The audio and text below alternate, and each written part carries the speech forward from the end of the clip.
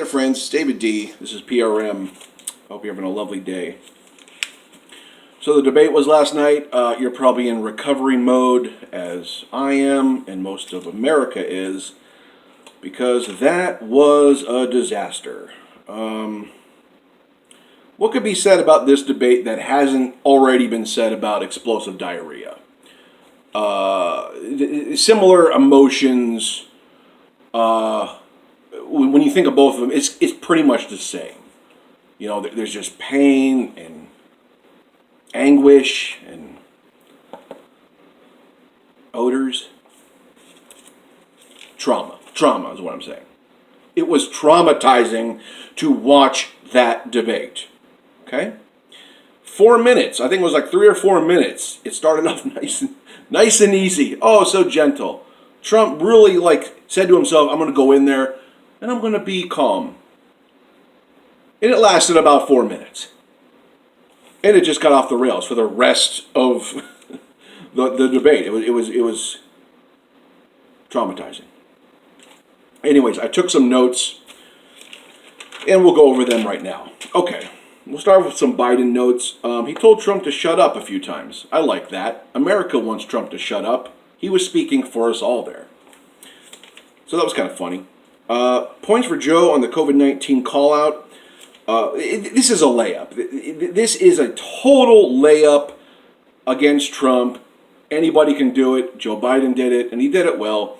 He called out Trump on his failures, how he's on video, on audio, talking about playing it down, congratulating President from China, Xi Jinping, and just all the other obvious failures that we know about his COVID-19 response.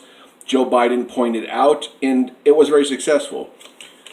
There was times when Biden was openly laughing at Trump. I thought I didn't want to see this because I think Hillary did this back in 2016.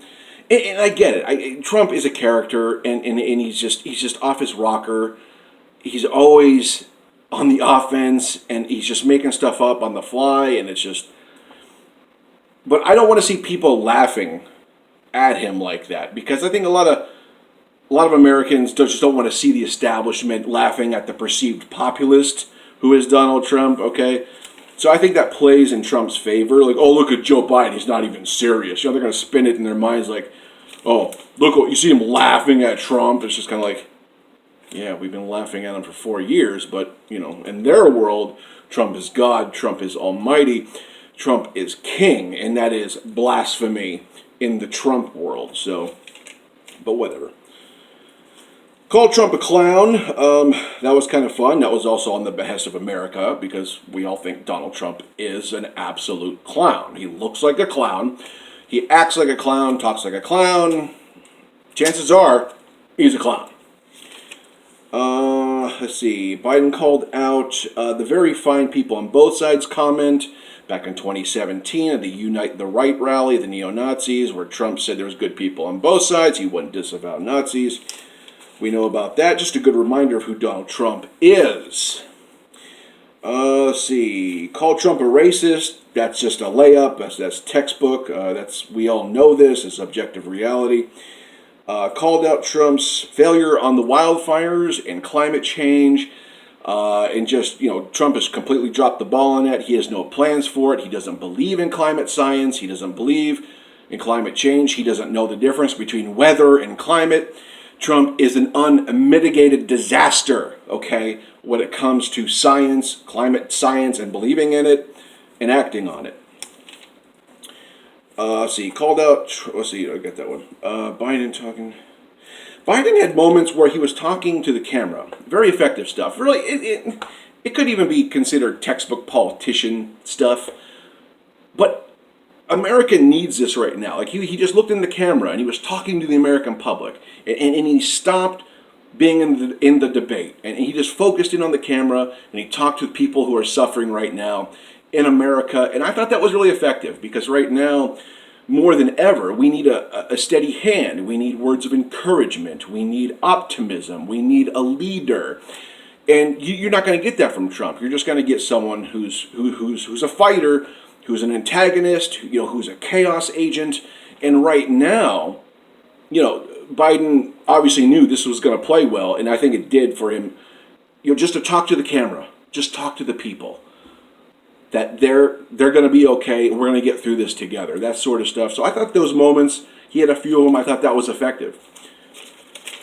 Let's do some Trump notes. Trump talked over Joe.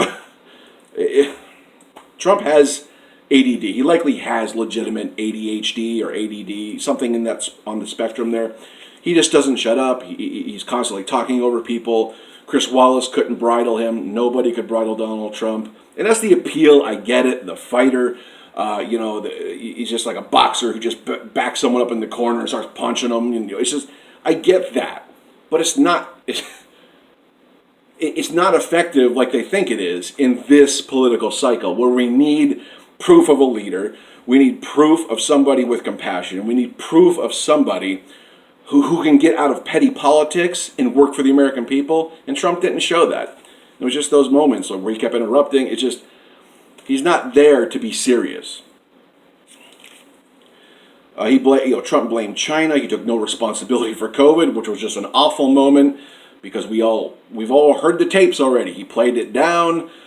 He just kicked the can down the road. We could have got masks out early. We didn't. He could have shut down the country early. He didn't. He just failed on this. And Biden did call that out. And just in overall, Trump revealed himself to be a petulant child in a moment when we need genuine leadership. Okay, I thought Biden showed the most potential of someone who can lead us through a crisis, who has done it before and who can do it again. I got that from Biden more than Trump. So, okay, moving on. Super predators. Trump brought up super predators in the 1994 crime bill, and there's some validity to the crime bill. Bringing up the crime bill is horrible, but the more we got into the crime bill, we found out that Joe Biden actually tried to make it less authoritarian than his Republican counterparts wanted to, but it was still bad. It still disproportionately put millions of black and brown Americans away, but it actually could have been a lot more because the Republicans wanted something even worse than what Biden was fighting for. So there's some details in there. So, but yeah, calling him out in the crime bill, I'll give Trump a point there. Trump couldn't disavow white supremacy. This was a layup. This was another slam dunk. He could have just owned the moment, but he didn't. Like 2017, he didn't own the moment. He didn't disavow white supremacy then. He's not disavowing it now. And he even gave a nod to the Proud Boys, telling them to stand by. Not to disavow them, but for them to stand by, implying that we might need you at the polls this November. What a world we live in, guys, huh? Okay, moving on. Biden. Here's some other Biden pluses. He talked a lot about mental health. He talked a lot about workers.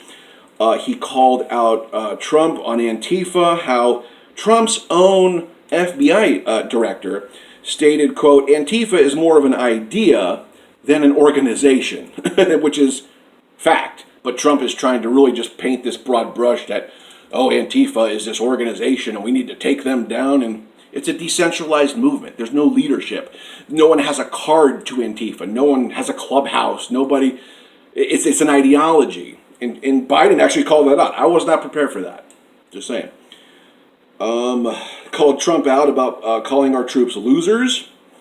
So I thought that was a plus. He called out Trump for leaving the Paris Climate Accord, how Biden said he would get back into it. Biden talked about investing in green energy and a dedication to it. More pluses. He talked about how Trump wanted to put a nuclear bomb in a hurricane, and Trump denied it because I would deny it too. That's ridiculous. Let's see what else. A couple more Trump points, maybe. He tried to say the Green New Deal, one, that Joe is for it, and two, it's going to cost $100 trillion. Did he just pull that out of thin air? I've never heard this. This is just, Joe is for green energy investments. He's not for the Green New Deal. But once again, Trump just living in his own world. Yeah, and back to the Proud Boys. He said he wants to send the Proud Boys basically as poll watchers, which equals voter intimidation. This is very scary stuff. Trump signaling to far right-wing hate groups to be poll watchers. This is bad, guys. And he said he will not accept the results of the election. So once again, proving he's an authoritarian. So those are my notes. What a disaster. It was like having a panic attack for 90 minutes. Oh. Let's hope the next one's a little bit better.